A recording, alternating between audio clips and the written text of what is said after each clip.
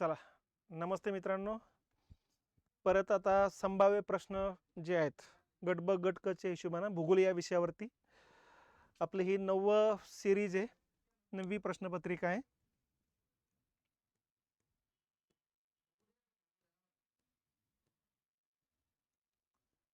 हा पहिला प्रश्न आहे, भारताच्या भूगोलवरती येतो. उत्तरेकडून दक्षिणेकडे क्रमाने लागणारे नदी प्रवाह कोणते आहेत? भारताच्या भूगोलच्या डोळ्यासमोर विचार करा तुम्ही. असं उत्तरेकडून दक्षिणेकडे जाताना आता नद्या जर बघितलं तर झेलम, चिनाब, रावी, बियास, सतलज त्याच उलट्या पालट्या केलेल्या आहेत बघा. तर ह्या सर्व नद्या सिंधू नदीच्या उपनद्या आहेत. मग आता सिंधू नदी जी आहे ती इथं मानस सरोवरातून उगम पावते चायना, भारतात आणि इकडं पाकिस्तानमधून अशी कराची जवळ अरबी समुद्राला जाऊन मिळत असते बघा. आणि ह्या सर्व नद्या डाव्या बाजूने येणाऱ्या उपनद्या आहेत. यामध्ये सगळ्यात पहिली नदी येत असते झेलम, त्याच्या बाजूला येत असते चिनाब, त्याच्यानंतर येत असते रावी, त्याच्यानंतर येत असते बियास आणि सर्वात शेवटी येत असते सतलज. ठीक आहे. आणि या 5 नद्यानंतर एकमेकांना मिसळत सतलजला जातात आणि सतलज नंतर मग सिंधू नदीला जात असते बघा. तर या हिशोबाने जर प्रश्न जर बघितलं तर आपलं झेलम, चिनाब, रावी, बियास आणि सतलज म्हणजे पहिलाच पर्याय आपला योग्य आहे. ठीक आहे. आणि हे उत्तरेकडून दक्षिणेकडे जातानाच विचारलेलं आहे. एकदम उत्तरेकडे सिंधू पाहिजे होतं पण सिंधू पर्याय नाही. सिंधूच्या खाली झेलम आहे, झेलमच्या खाली चिनाब आहे, चिनाबच्या खाली रावी आहे, रावीच्या खाली लागत असते बियास आणि बियासच्या खाली लागत असते सतलज नदी. तर अशा या 5 नद्यांचा हा क्रम या ठिकाणी लक्षात घेतला पाहिजे. ठीक आहे. दुसरा प्रश्न येतो असतो, भारतातील 4 राज्याच्या सीमा लागलेले देश कोणते आहेत? ठीक आहे. आता भारताच्या भोवताली भारताचा नकाशा आहेत का आपल्याकडे? आहे. या बाजूला या ठिकाणी पाकिस्तान लागत असतो, या ठिकाणी अफगाणिस्तान लागत असतो, या ठिकाणी चीन आहे, या ठिकाणी नेपाळ आहे, या ठिकाणी भूतान आहे आणि या बाजूला म्यानमार किंवा ब्रह्मदेश म्हणू आपण त्याला.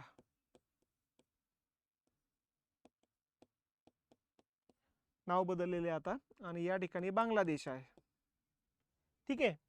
आता पाकिस्तानला बघितलं तर 5 राज्याच्या सीमा लागतात. गुजरात 1, राजस्थान 2, पंजाब 3, जम्मू काश्मीर 4, लडाख 5. त्यामुळे याला किती राज्याच्या सीमा आहे? 5. अफगाणिस्तानला एकच राज्याची सीमा लागते फक्त, लडाख. चायनाला जर बघितलं तर लडाख 1, हिमाचल प्रदेश 2, उत्तराखंड 3, इथं सिक्कीम 4 आणि इथं अरुणाचल प्रदेश 5. इथपर्यंत हे बघा, इथं सीमा इथपर्यंत चायना आहे. म्हणजे 5 राज्यांच्या सीमा लागतात. नेपाळला जर बघितलं तर इथं उत्तराखंड 1, उत्तर प्रदेश 2, बिहार 3, इथं पश्चिम बंगाल 4 आणि इथं सिक्कीम 5. या 5 राज्याच्या सीमा लागतात. भूतानला सिक्कीम 1, पश्चिम बंगाल 2, इथं आसाम 3 आणि अरुणाचल प्रदेश 4. याला 4 राज्याच्या सीमा आहे. म्यानमारला अरुणाचल 1, मणिपूर 2, आपलं नागालँड 2, मणिपूर 3 आणि मिझोराम 4. याला पण 4 राज्याच्या सीमा आहे. इथं ही सीमा बघा आणि या सीमेची इकडे मग बांगलादेश आहे.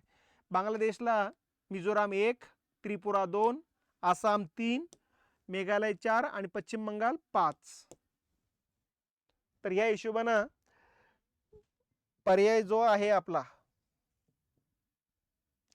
याच्यामध्ये नेपाळला 5 राज्याच्या सीमा आहे, पाकिस्तानला 5 राज्याच्या सीमा आहे, बांगलादेशला 5 राज्याच्या सीमा लागतात, भूतानला 4 राज्याच्या सीमा आहे, म्यानमार किंवा ब्रह्मदेशाला 4 राज्याच्या सीमा आहे. तर आपल्याला प्रश्न विचारला गेलेला आहे 4 राज्याच्या सीमा लागलेले देश कोणते कोणते आहेत. तर नंबर 1 ला येतो भूतान आणि नंबर 2 ला येतो ब्रह्मदेश किंवा म्यानमार. ड आणि ई, ड आणि ई चा पर्याय लागतो 4 नंबरचा. ठीक आहे. चला, हा दुसरा प्रश्न कंप्लीट केलेला आहे आपण. भारताच्या पश्चिम किनारपट्टीवर, भारताची पश्चिम किनारपट्टी आणि उत्तरेकडे जाताना क्रमाने लागणारे राज्य कोणते कोणते आहेत? मग परत नकाशा घेऊ आपण डोळ्यासमोर म्हणजे लक्षात घ्यायला सोपं जाईल. की बघा, ही पश्चिम किनारपट्टी आहे, इथून पश्चिम किनारपट्टी कच्छच्या आखातापासून इथं कन्याकुमारी इथपर्यंत आहे बघा असे. ठीक आहे. ही पश्चिम किनारपट्टीचा सह्याद्रीच्या डोंगररांगा च्या पश्चिमेकडचा भाग पश्चिम किनारपट्टी. यामध्ये पहिलं राज्य येतं असतं केरळ, दुसऱ्या क्रमांकाचे येतं कर्नाटक, तिसऱ्या क्रमांकावर गोवा आहे, चौथ्या क्रमांकावर आपलं महाराष्ट्र आहे आणि पाचव्या क्रमांकावर गुजरात आहे.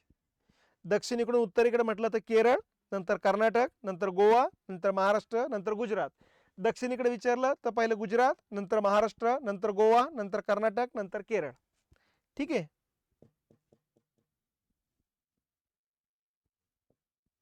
भारताच्या पश्चिम किनारपट्टीवर उत्तरेकडे जाताना मग पहिलं केरळला सुरुवात होणार आहे. 1 नंबरला केरळ लागेल, 2 नंबरला कर्नाटक, 3 नंबरला गोवा, 4 नंबरला महाराष्ट्र आणि 5 नंबरला लागेल गुजरात. म्हणजे आता अशी सुरुवात पाहिजे बघा. ब क ई, ब क हा पर्याय चुकला, ब क हा पर्याय गेला, हा पर्याय गेला, हाच पर्याय ब क ई ड आणि अ. 1 नंबरचा पर्याय उत्तर येतोय बघा. ठीक आहे. उत्तर देत चला, कारण जेवढं तुम्ही उत्तर काळा करण्याचा प्रयत्न करणार बऱ्याच चुकणार आहेत, पण चुकल्या गेल्यानंतर लक्षात राहण्याची शक्यता जास्त आहे. चुकणारी म्हणून उत्तर जर द्यायचे नाही हे आत्मघातकी प्रकार होऊ शकतो बघा. पुढचा प्रश्न आहे, राजस्थानातील आंधी किंवा लू वाऱ्याची योग्य वैशिष्ट्ये सांगा. ठीक आहे. अगोदर परत नकाशामध्ये जाऊ.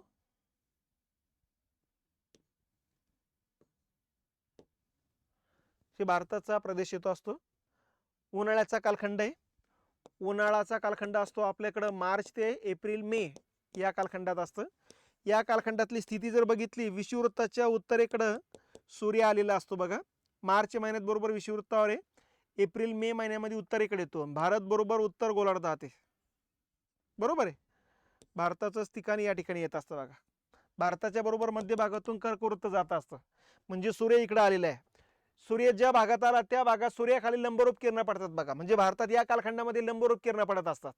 लंबरूप किरणामुळे तापमान जास्त असतं, कमी जागेत जास्त प्रकाश पडला जातो, जास्त किरणं पडल्या जातात, त्यामुळे हीट जास्त वाढते, जमीन लवकर तापते, जमीन लगतची हवा पण तापते, जमीन लगतची हवा तापली की वरती निघून जात असते हलकी झालेली असल्यामुळं. आणि यातून जागोजागी कमी वायुभाराचे पट्टे तयार होतात. या कमी वाऱ्याच्या पट्ट्याकडे आसपासची वारे वाहत येतात आणि त्यातून वावटाळाची निर्मिती होत असते बघा. यामध्ये सर्वात जास्त तापमान राजस्थानमध्ये नोंदवलं जात असतं, जवळपास 52 डिग्रीपर्यंत, गंगानगर नावाच्या जिल्ह्यामध्ये. आणि इथंच मग मोठा कमी वायुभाराचा पट्टा तयार होतो. या कमी वायुभाराच्या पट्ट्याकडे इकडून इकडून इकडून वारे येत असतात बघा. आलं लक्षात. आणि या कमी वायुभाराच्या पट्ट्याभोवताली जे वारे येत आहेत ते वारे सगळे जमिनीवरून वाहत येणारे वारे आहेत. आणि जमिनीवरून वाहत येणारे वारे कोरडे असणारे, बाष्पयुक्त नाही. इथे जवळपास समुद्र असतं ना, तर समुद्राकडून येणारे हवा मग या ठिकाणी बाष्पयुक्त असते, त्यापासून पाऊस पडला असतं. तर या वाऱ्यापासून पाऊस पडण्याची शक्यता नाही, कारण आसपासचा भाग जमिनीचाच आहे आणि जमिनीहून वाहणारे वारे कोरडे असणार आहेत. या कोरड्या वाऱ्यामुळे या भागामध्ये पाऊस पडणार नाही. ही हवा मधल्या भागात येणारे, मधल्या भागात हवेची गर्दी होणारे आणि ही हवा मग स्वतःभोवती गरगर फिरत वरती एकमेव जाण्याचा मार्ग असणार आहे बघा. तर अशा पद्धतीने ही हवा वावटळ तयार करते आणि हे वावटळ मग राजस्थान, पंजाब, हरियाणा, यूपी, बिहारकडे जात असते बघा. या वावटळामुळे या भागात सुद्धा पाऊस पडणार नाही. पण या भागामध्ये वाळवंट मोठ्या प्रमाणात आहे. वाळवंटाचे बारीक बारीक रेतीचे कण वरच्या भागात लोटले जातात, त्यामुळे एका भागातून दुसऱ्या भागातला अजिबात काही दिसत नाही. म्हणून या वाऱ्यांना म्हणायचं आंधी किंवा लू असे त्याचे नाव आहेत बघा. आणि ही हवा जशी या भागाकडे जाणार, या भागाकडे पाऊस पडणार नाही, उलट या भागातली गरम हवा या भागात जाणार आहे. त्यामुळे या भागामध्ये अचानकच गरम हवा आल्यामुळे टेम्परेचर 2 ते 4 डिग्रीनं अचानक वाढून जात असतं. आणि या वाढलेल्या टेम्परेचरमुळे या भागामध्ये बऱ्याच लोकांचे जीव जातात, त्याला उष्माघाताचे बळी म्हणत असतो आपण. तर अशा पद्धतीने हे कोरडे वारे आहेत, उन्हाळ्यात वाहणारे वारे आहेत, धुळीकणयुक्त वावटळीत. या वावटळा राजस्थानमध्ये नाव दिलं जातं आंधी किंवा लू. त्याच वेळेस इकडे कमी वायुभाराचा पट्टा तयार होत असतो पश्चिम बंगाल, झारखंड आणि ओरिसामध्ये. या कमी वायुभाराच्या पट्ट्याकडे इकडून या ठिकाणी बाष्पयुक्त हवा येते. या बाष्पयुक्त वाऱ्यापासून पश्चिम बंगाल, झारखंड राज्यामध्ये पाऊस पडतो. या वाऱ्यांना म्हणायचं कालबैसाखी, कारण हे वारे काळ्या रंगाचे असतात, वैशाख महिन्यात वाहतात म्हणून कालबैसाखी म्हणतात. आणि ही हवा अशी जाते पुढं आणि ही हवा इकडे येते. ही कोरडी हवा आहे, ही बाष्पयुक्त हवा, यांची टकराव होत असतो यूपी बिहारमध्ये आणि यातून मग वादळी पाऊस पडत असतो. या पावसाला म्हणायचं नॉर्वेस्टर. तर नॉर्वेस्टर वारे कुठल्या भागात वाहतात? यूपी बिहारमध्ये. कालबैसाखी पश्चिम बंगाल झारखंडमध्ये. आंधी राजस्थान पंजाब हरियाणा यूपी मध्ये. ठीक आहे. महाराष्ट्रामध्ये या ठिकाणी पश्चिम किनारपट्टीवर जे वारे वाहतात त्यांना म्हणायचं आम्रसरी. कर्नाटक केरळमध्ये जे वारे वाहतात त्यांना म्हणायचं कॉफी बहरसरी. आणि इथे दख्खनच्या पठारावर जे वारे वाहतात त्याला म्हणायचं वळिवाचे वारे किंवा वळिवाचा पाऊस. तर अशा पद्धतीने उन्हाळ्यातल्या वाऱ्यांचे वेगवेगळ्या राज्यामध्ये हे वेगवेगळे नाव आहेत. यापैकी हे जे वारे कोरडे आहेत हे वारे बाष्पयुक्त आहे आणि हे कोरडे आणि बाष्पयुक्तचा टकराव झालेला आहे त्यामुळे विजा पडत पडत पाऊस पडणार आहे. इकडे आम्रसरी सागराकडून येतात त्यामुळे बाष्पयुक्त आहे. कॉफी बहरसरी सागराकडून येतात त्यामुळे बाष्पयुक्त आहे.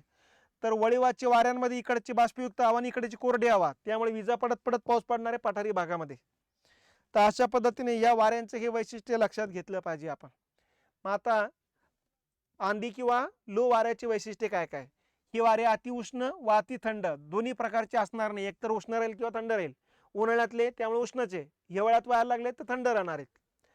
ही वारे जून मे महिन्यात किंवा जून महिन्यात वाहतात. बरोबर आहे. उन्हाळ्यात वाहतात. उत्तर भारतात उन्हाळा उशिरा सुरुवात होतं हेही लक्षात घेतलं पाहिजे. हे धुळीचे वादळ असतात. बरोबर आहे. कारण राजस्थानमध्ये वाळवंटी भाग जास्त आहे. वाळवंटी भागातले मातीचे कण जे वरच्या भागात लोटले जातात. हे वारे उष्ण आणि कोरडे असतात हेही बरोबर आहे. म्हणजे आता याचे योग्य वैशिष्ट्ये कुठली? ब क ड. ब क ड चा पर्याय येतो 2 नंबर. ठीक आहे. तर या पद्धतीने याचं उत्तर काढता आलं पाहिजे आपल्याला. पुढचा मुद्दा येतो एका तासात सूर्यासमोरून पृथ्वीवरील किती रेखावृत्त जातात? मग आपल्याला माहिती पाहिजे रेखावृत्त म्हणजे ही पृथ्वी आहे. इथं उत्तर ध्रुव आहे, इथं दक्षिण ध्रुव आहे आणि या दोन्ही ध्रुवांना जोडणाऱ्या अर्ध्या वर्तुळाकार काल्पनिक रेषांना म्हणायचं रेखावृत्त. ठीक आहे. आणि अशी रेखावृत्त 360 आहेत पृथ्वीवरती. शून्य रेखावृत्तालाच म्हणायचं ग्रीनिज रेखावृत्त किंवा मूळ रेखावृत्त. याच्या पूर्वेकडच्या भागाला म्हणायचं पूर्व गोलार्ध, पश्चिमेकडच्या भागाला म्हणायचं पश्चिम गोलार्ध. पूर्व गोलार्धात 180 रेखावृत्त आहे, पश्चिम गोलार्धात 180 अशी 360 रेखावृत्त आहे. बरोबर आहे. आणि टोटल पृथ्वीला एका फेरीसाठी 24 तास लागतात. बरोबर आहे. 24 तास म्हणजे 1440 मिनिटं लागतात. आणि 1440 मिनिटांमध्ये सूर्यासमोरून किती रेखावृत्त जातात? तर टोटल 360 रेखावृत्त जातात. मग 1440 मिनिटं भागिले 360 रेखावृत्त. मग 1440 मिनिटात 360 जातात तर एक रेखावृत्त सूर्यासमोरून जाण्यासाठी किती वेळ लागेल? हे 0 0 कट. 6 6 36, सैन 2 12, 2 राहिले, सैन चौक 24, 6 1 6, सैन चौक 24. म्हणजे एक रेखावृत्त सूर्यासमोरून जाण्यासाठी 4 मिनिटं लागतात. मग आता इथं प्रश्न आपल्याला हा आहे की एका तासात किती जातात? आता 4 मिनिटात एक रेखावृत्त सूर्यासमोरून जात असेल तर 60 मिनिटात किती जाणार? बरोबर आहे. मग 60 भागिले 4, कारण 4 मिनिटात एक जात आहे तर 60 मिनिटामध्ये 4 1 4, 2 राहिले म्हणजे 20 झाले, 4 पंचे 20 म्हणजे एका घंट्यामध्ये सूर्यासमोरून 15 रेखावृत्त जातील. 15 चौक 60, 60 मिनिटं म्हणजे 1 तास. ठीक आहे. चला, हे गणितावर आधारित असलेला प्रश्न आहे हा. मग याच्यावरून तुम्हाला वेळ आणि वार काढता येईल. जसं भारतात सध्या आता या ठिकाणी 6:20 झालेत तर मग दुबईमध्ये किती वाजले असेल, सौदी अरेबियात किती वाजले असेल, ऑस्ट्रेलियात किती वाजले, जपानमध्ये किती वाजले, न्यूझीलंडमध्ये किती वाजले ते तुम्हाला काढता आलं पाहिजे. कारण ते देश कोणत्या रेखावृत्तावर आहे आणि भारत कोणत्या रेखावृत्तावर आहे. भारतात 6:20 झाले म्हणजे एक्झॅक्टली 82.5 पूर्व रेखावृत्तावरती 6:20 झालेली आहेत. मग आता दुबई वगैरे या ठिकाणी 1.5 घंटा वेळ मागे आहे कारण पश्चिमेकडची वेळ पाठीमागे असणार आहे. इंग्लंड 5.5 घंट्याने मागे आहे, अमेरिका 12.5 घंट्याने मागे आहे. आणि पूर्वेकडे गेलं तर मग आपल्याला वेळ पुढे जाते बघा. जपान आपल्यापेक्षा 3 ते 3.5 घंट्यानं पुढे येतो बघा. ऑस्ट्रेलिया सुद्धा 3.5 ते 4 घंट्यानं पुढे येत असतो. न्यूझीलंड जवळपास 7 ते 8 घंट्यानं पुढे येत असतो. म्हणजे आता या ठिकाणी जर आपल्याकडे 6:20 झाले असेल, जपानमध्ये या ठिकाणी रात्रीचे 9:30च्या आसपासचा टायमिंग झालेला आहे बघा. 9:30-10चा टायमिंग झालेला आहे त्यांच्याकडं. ठीक आहे. इंग्लंडमध्ये विचारलं तर 5.5 घंटे मागे जा, म्हणजे दुपारचा 1 वाजण्याचा वेळ आहे. 1 वाजण्यासाठी अजून 10 मिनिटं बाकी आहे त्यांच्याकडं. तर या पद्धतीने आपल्याला वेळ या ठिकाणी रेखावृत्ताच्या आधारे काढता येईल. पुढचा प्रश्न येतो पठारावर पश्चिमेकडे जाताना ठीक आहे, महाराष्ट्रावर आधारित प्रश्न आहे हा.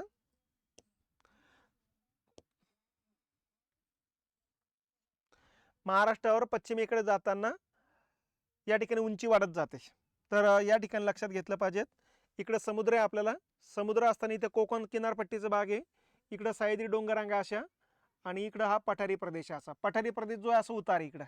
ठीक आहे, या पठाराची उंची समुद्र पातळी बसून सह्याद्री डोंगररांगेजवळ जर बघितलं आपण 900 मीटर आहे, आणि नागपूर किंवा गडचिरोली जिल्ह्यामध्ये फक्त 15 मीटर आहे.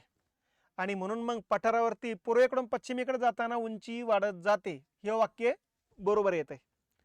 दुसरं वाक्य येतं पठारावर पूर्वेकडे जाताना पर्जन्य वाढत जातं, हेही बरोबर आहे. कारण या ठिकाणी वारे वाढवले जात असल्यामुळे इथं सर्वात जास्त पाऊस पडतो.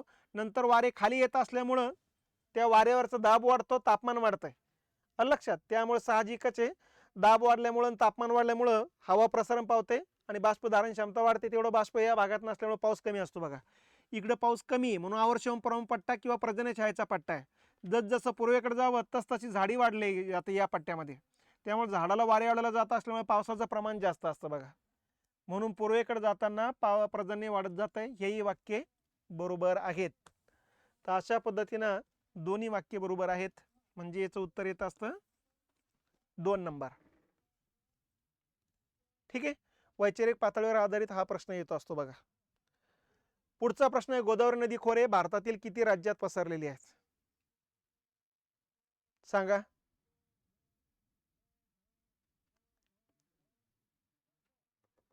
किती राज्याचं पाणी गोदावरी नदीला येतंय? नदी प्रवाह विचारला तर 3च राज्यातून वाहतो, महाराष्ट्र, तेलंगणा आणि आंध्र प्रदेश. बरोबर आहे. पण नदी खोऱ्यातले नदी खोरं म्हणजे काय, कॅचमेंट एरिया, नदीला किती राज्यातून पाणी येतंय? तर त्या हिशोबानं याचं उत्तर येत आहे 7. म्हणजे आता कोणते कोणते राज्य तुम्हाला नकाशातच बघायचे असेल तर हे बघा, नदी उगम पावते सह्याद्रीमध्ये त्र्यंबकेश्वरला, महाराष्ट्रातून जाते अशी तेलंगणा, तेलंगणातून परत महाराष्ट्र, परत तेलंगणा, आंध्र प्रदेश, या 3 राज्यातून वाहते. बघा मग या नदीला या ठिकाणी आपल्याला माहिती आहे मांजरा नदीचं पाणी येतं. मग मांजरा नदी महाराष्ट्र, महाराष्ट्रातून कर्नाटक, कर्नाटकमधून तेलंगणा, तेलंगणातून परत महाराष्ट्रात येते. म्हणजे आता या ठिकाणी महाराष्ट्र 1, कर्नाटक 2, तेलंगणा 3. ठीक आहे, इकडं मध्य प्रदेशमधून वर्धा आणि वैनगंगा नदी येतात. बघा त्यामुळं मध्य प्रदेश 4, त्याच्यानंतर छत्तीसगडचं पण पाणी येतं 5. ठीक आहे, ओरिसाचं या ठिकाणी इंद्रावती नदी ओरिसातून येत असते, ती 6. आलं लक्षात? तर हे 6 नद्या आहेत, आणि पुढं आंध्र प्रदेश 7. तर असे या 7 राज्य लागतात, आणि केंद्रशासित प्रदेश आहे यानम, पॉंडिचेरीचा भाग. तर 7 + 1 असं पाहिजे ते 8, परंतु हा केंद्रशासित प्रदेश आहे, आपल्याला राज्य विचारलेलं आहे, त्यामुळे उत्तर येतं फक्त 7.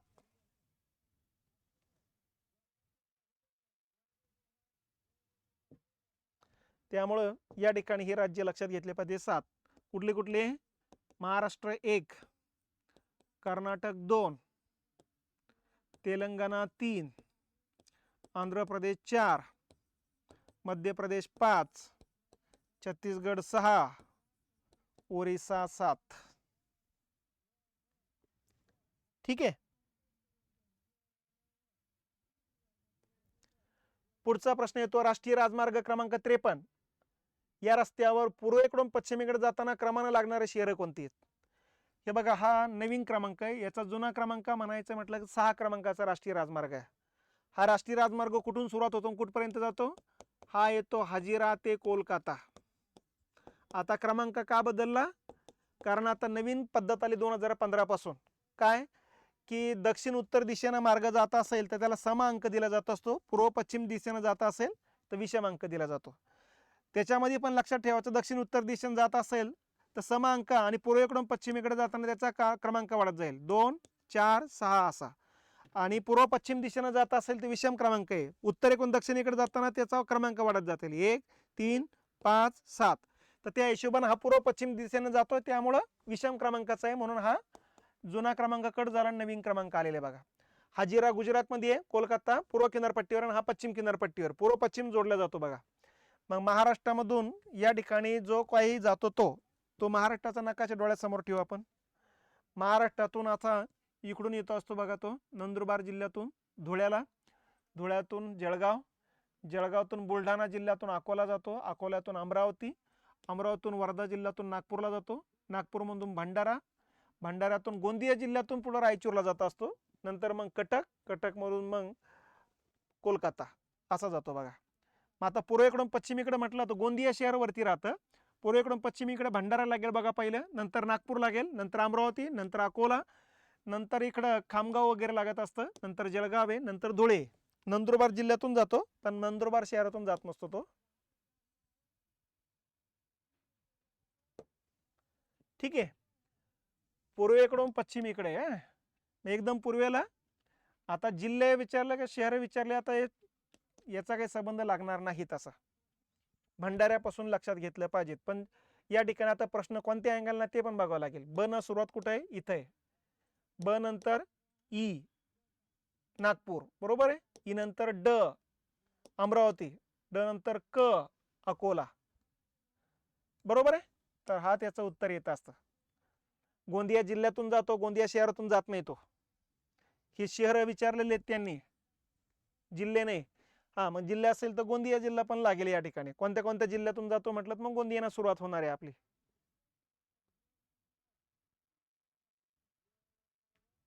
ठीक आहे, चला पुढचा सेकंड लास्ट प्रश्न येतो. महाराष्ट्रात किनारपट्टीला दक्षिणेकडे जाताना, महाराष्ट्राची किनारपट्टी आहे, दक्षिणेकडे जाताना क्रमाने समुद्र किनारा लागणाऱ्या जिल्ह्यांचा योग्य क्रम असलेला पर्याय. मग आता महाराष्ट्रामध्ये असा महाराष्ट्र आहे, इकडं या ठिकाणी पहिला जिल्हा लागत असतो पालघर, पालघर नंतर लागत असतो ठाणे, नंतर मुंबई उपनगर, नंतर शहर मुंबई शहर, नंतर रायगड, नंतर रत्नागिरी आणि शेवटी सिंधुदुर्ग आहे. हे असं बघत असताना पालघरनं सुरुवात पाहिजे बघा. पालघर इथं पण आहे, इतक्या जागेत आहे, आलं लक्षात. पण मग पालघर नंतर ठाणे बरोबर आहे, ठाणे नंतर इथं मुंबई पाहिजे होतं, रायगड आलं, त्यामुळे हा पर्याय कटला बघा. मग ठाण्यानं सुरुवात करा, ठाण्यापासून मुंबई, मुंबई नंतर रत्नागिरी, रत्नागिरी नंतर सिंधुदुर्ग, हे बरोबर येतं. इथं बघा रायगड नंतर ठाणे येतोय का, नाही. इथं रत्नागिरी नंतर रायगड येतोय का, नाही. कारण हे विचारलं तर आहे दक्षिणेकडे जाताना, उत्तरेकडून दक्षिणेकडे जातानाचा क्रम विचारलेला आहे, त्यामुळे याचं उत्तर येतंय 2 नंबर. ठीक आहे, चला शेवटचा प्रश्न आहे. खालीलपैकी 2-2 राज्याच्या सीमा लागलेले जिल्हे कोणते आहेत. आता नकाशात परत बघा, हे आपलं राज्य येतं. हे बघा, या राज्याला नंदुरबारला 2 राज्य सीमा लागतात, इकडं गुजरात पण आहे, इकडं मध्य प्रदेश पण आहे. तर हा पहिलं राज्य आहे आपल्याला. ठीक आहे, दुसरं आहे गोंदिया, मध्य प्रदेश पण छत्तीसगड. तिसरं येतं गडचिरोली, छत्तीसगड पण तेलंगणा पण. चौथं येतं नांदेड, तेलंगणा पण कर्नाटक पण. त्याच्यानंतर येत असतं सिंधुदुर्ग 5 नंबरचं, गोव्याची पण सीमा लागते, कर्नाटकची पण लागते. तर 5 जिल्हे आहेत की ज्यांना 2-2 राज्याच्या सीमा लागतात.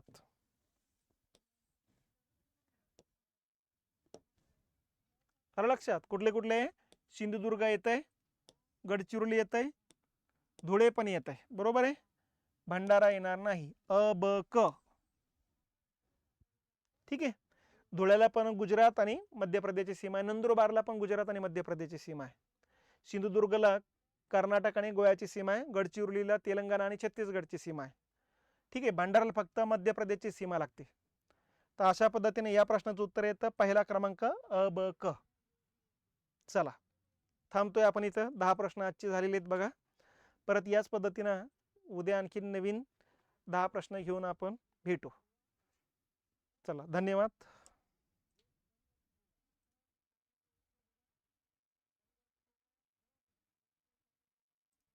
बघा